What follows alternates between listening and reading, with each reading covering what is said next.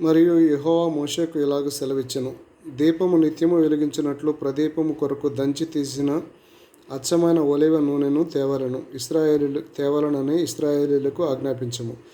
ప్రత్యక్షపు గుడారములలో శాసనముల అడ్డ తెరకు వెలుపలి అహరోను సాయంకాలము మొదలుకొని ఉదయం వరకు అది వెలుగునట్లుగా యెహోవా సన్నిధిని దాన్ని చక్కపరచవలను. ఇది మీ తరతరములకు నిత్యమైన కట్టడ. అతడు నిర్మలమైన దీపవృక్షముల మీద ప్రదీపములను యెహోవా సన్నిధిని నిత్యము చక్కపరచవలను. నీవు గోధుమల పిండిని తీసుకొని దానితో 12 భక్ష్యములను వండవలను. ఒక్కొక్క భక్ష్యమున సేరు పిండి ఉండవలను. యెహోవా సన్నిధిని నిర్మలమైన బల్ల మీద 6 భక్ష్యములు గల 2 దొంతులుగా వాటిని ఉంచవలను.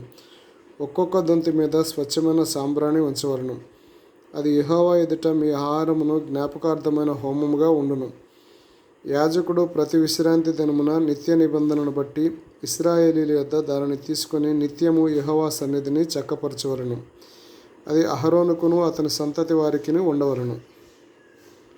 వారు పరిశుద్ధ స్థలములో దానిని తినవలను. నిత్యమైన కట్టడ చొప్పున యెహోవాకు చేయు హోమములలో అది అతి పరిశుద్ధము.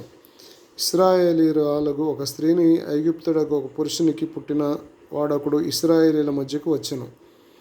ఆ ఇశ్రాయేలీయురాలు కుమారుడికిను ఇశ్రాయేలీయునికి పాళెములో పోరుపడగా ఆ ఇశ్రాయేలీయురాలి కుమారుడు యెహోవా నామమును దూషించి శపింపగా జనులు మోషే యొద్దకు వారిని తీసుకుని వచ్చిరి.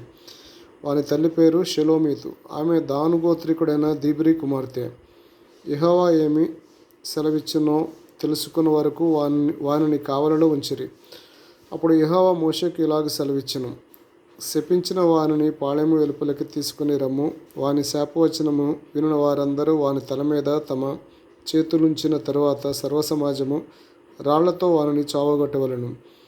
మరియు నీవు ఇశ్రాయేలీయులతో ఇట్లనుము, తన దేవునిని శపించువాడు తన పాప శిక్షను భరించవలను. యెహోవా నామమును దూషించువాడు మరణశిక్ష నొందవలను.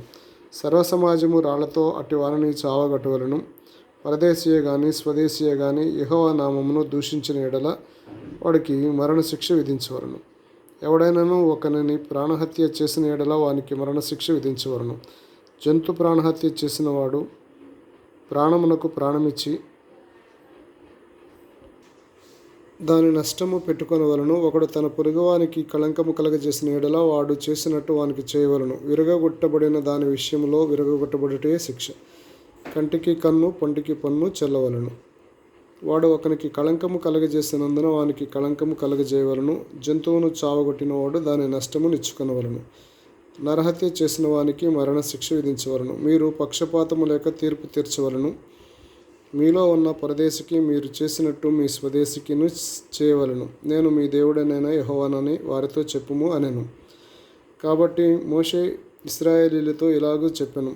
శపించిన వారిని పాళెం వెలుపలికి తీసుకుని పోయి రాళ్లతో వారిని చావగొట్టవలను.